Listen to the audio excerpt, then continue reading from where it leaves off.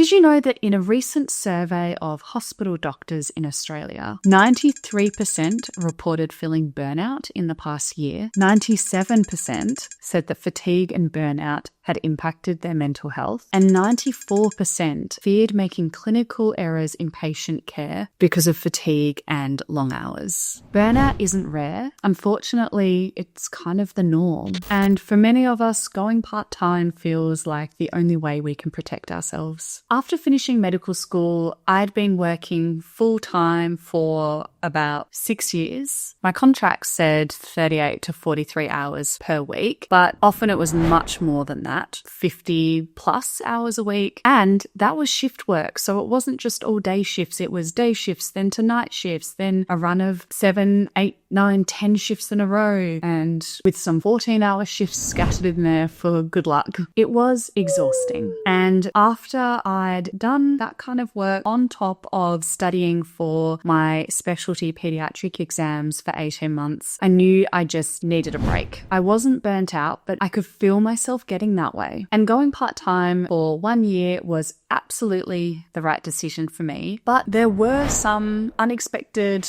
or maybe expected but underappreciated by myself at the time, downsides to going part-time. So if you're also thinking of working part-time as a doctor or a healthcare worker or whoever, I thought I'd go through some of those downsides in this video today just to help you make a more informed decision. Okay, the first one is quite doctor specific, but it's that it slows down your progression through training. And it's an obvious one, but it can be quite frustrating. So I'm dual training pediatric rheumatology and general pediatrics. And if everything went smoothly, I got every job that I applied for first time, which, spoiler, I haven't, then best case scenario, I can become a consultant 9 years after starting work as a doctor. But with the realities of modern life and job application, exam timing, all of that, it's realistically going to be at least 12 years.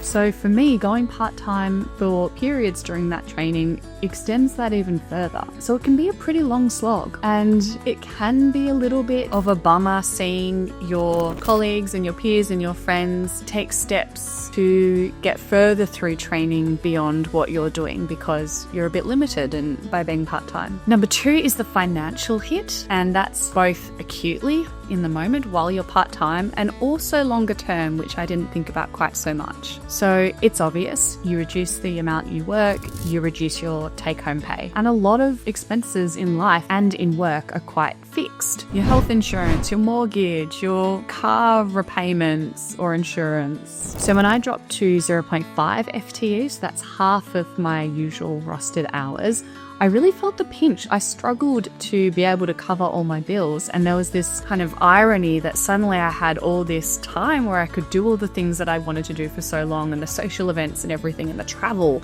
but I actually couldn't afford to do any of those things. And then there's the impact it makes on your superannuation, which is what it's called in Australia, and that's essentially the portion of your income that goes directly into a super fund, which really is shares, and then you can access that money once you're retired. So say you usually earn $120,000, you're a good few years into your medical training, and your super is 11%, and you would expect average returns to be 7%. So each year when you're working full-time, you're getting just over $13,000 put into your super. If you go to part-time, it's just over $6,500. That's obvious. But when you take into account the compounding interest that you get from having that money essentially in shares with a 7% return, if you go part-time for 10 years, the difference between that money that you have in your super with compounding is about $92,000 less than if you hadn't gone part-time. So for full-time, 10-year total would be about $183,000. and 0.5 FTE is about $92,000. So it's just worth being aware of. Number 3 is the risk of de-skilling. We learn by doing, and particularly in medicine, it's that patient exposure, it's the procedure exposure, the informal teaching, the repetition and that spaced repetition every day, going over a certain fact or a treatment or a dose or whatever over and over, that helps us learn and grow as doctors. So if you halve your hours by, say, 50%, the opportunities to learn and grow halve by about 50%. When I was 0.5 FTE, I did feel the impact that it had on my knowledge and my skills. I don't think I necessarily regressed or anything like that, but I didn't feel like I was constantly learning, which in hindsight, I'd felt throughout my medical career to date. When I went up to 0.8 FTE, it felt like a better balance. I felt like I could get that patient volume and exposure to learn, but also have that little bit of time for me and the reason that I went part-time in the first place, my life and life outside of medicine. The 4th potential downside to going part-time that I found was the potential impact on patient care and continuity of care. So in ward-based or complex care roles, continuity matters, and going part-time potentially means more handovers to different people, less consistency, and sometimes that you might miss out on key team interdisciplinary discussions. Even with really good communication, you can feel a little bit out of sync with your team, and you can feel sometimes like you're not able to provide potentially the best care that you can. Having said that, you can't pour from an empty cup, and I do think that if you've got a fatigued, burnt out doctor, even if they're with you 24 hours a day, they're not going to be able to provide you with the care that a well-rested, balanced life outside of medicine,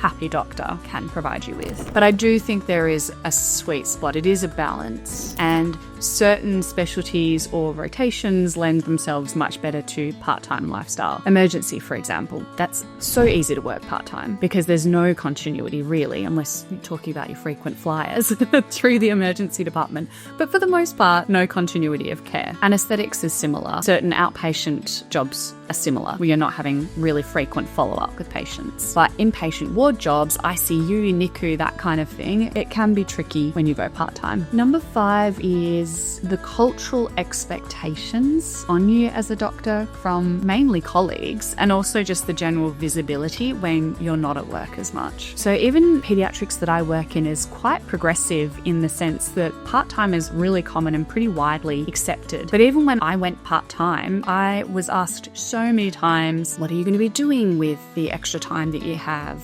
As though the expectation was that I was going to be taking on a new project or doing my master's or doing a PhD. And I felt like I couldn't really say, oh, like I just want to kind of chill and relax for a bit.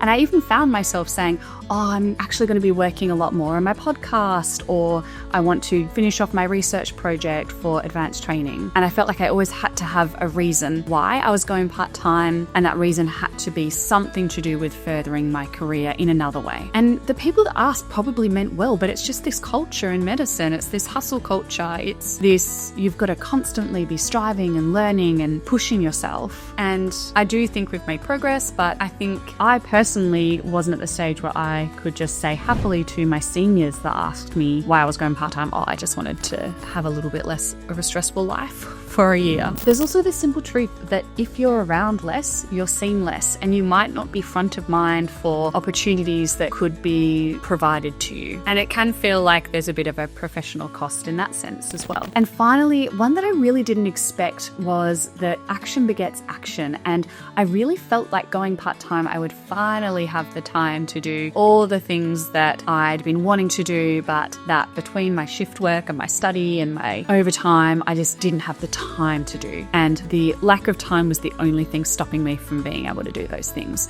And thinking particularly about starting a YouTube channel or really working harder on the podcast and producing more episodes there. But actually, while I had the time, I still wasn't doing those things. I think part of it was that I just needed a little bit of time to relax, recover, recuperate. And towards the end of my year part-time, I started to do a little bit more of the extracurricular things that I thought I was suddenly going to be able to do as soon as I went part-time. But in reality, I've done far more of those things now that I'm back to full-time work than I did when I was part-time.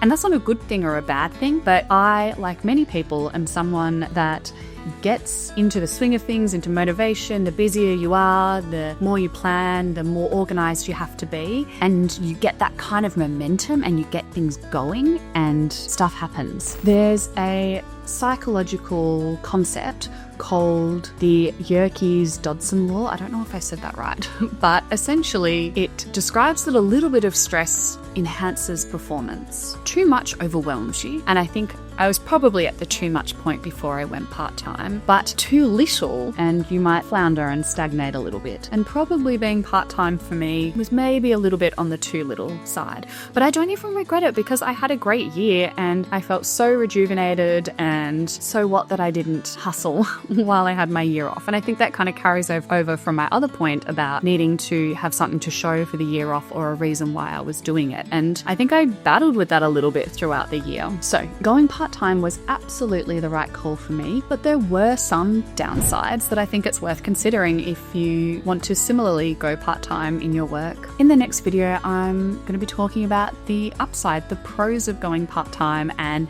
how it helped me fall back in love with medicine, so to speak. Let me know in the comments if you've considered going part-time and maybe what your hesitations are or why it might be difficult at this point for you. And on the flip side, if you have gone part-time and there were any downsides that I've not covered, or you feel really strongly about some of the upsides that maybe I will or won't cover in the next video, leave a comment below. I'll see you next time. Bye.